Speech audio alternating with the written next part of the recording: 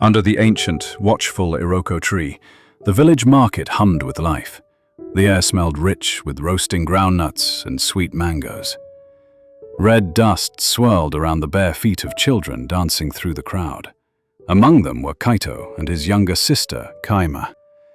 Their mother had given them a small bag of coins to buy yams for dinner. This job made Kaito, who was 10, feel strong and important.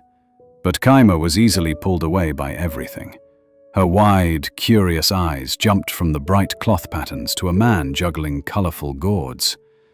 Then, a man they'd never seen before came up to them. His clothes were nicer than what people in the village usually wore, and his smile was as smooth and sweet as wild honey. "Hello, little ones," he said, his voice a soft, charming song. "You look like brave explorers. I've been watching you, and I can tell you have bold hearts." Kaima puffed out her chest, proud. Kaito, though, felt a small knot tighten in his stomach. He gently put a hand on his sister's shoulder to protect her. The stranger knelt down to be at their eye level. "I know a secret," he whispered, leaning in. "Just past the market, where the path turns toward the river, there's a nest of sunbirds. Their feathers shine like jewels, with all the colors of the sunset. I'm going to see them now. Want to come? It's a sight you'll never forget." Kaima gasped. Sunbirds! She loved stories of the beautiful birds said to sing the sun to sleep. She looked at Kaito, her eyes pleading. The stranger saw her excitement and smiled wider. "Yes, and I have honey cakes, the sweetest you've ever tasted, to eat while we watch them."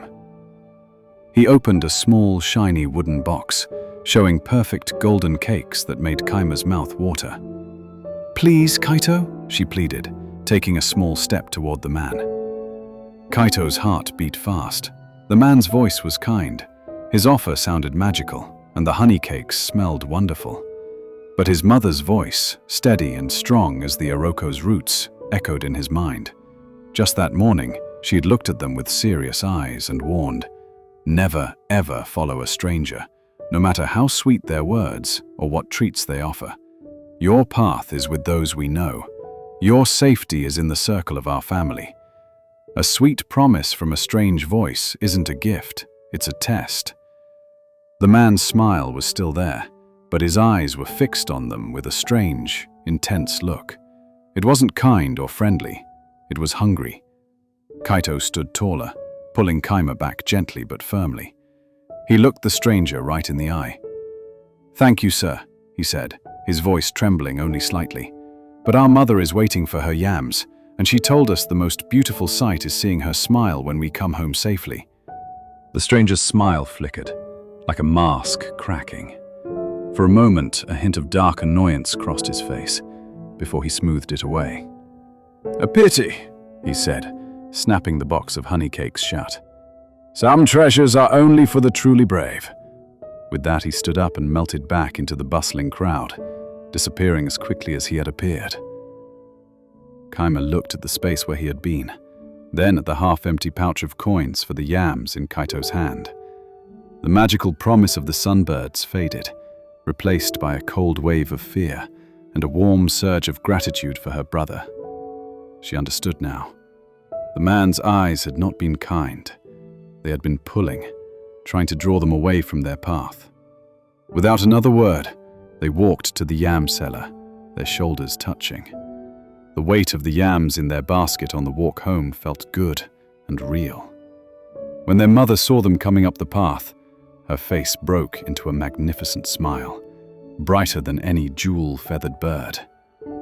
That evening, as the sun set and painted the sky in shades of orange and purple, Kaito and Kaima sat with their family, eating stewed yams. They were safe within the circle of those who loved them, under the protective branches of their home.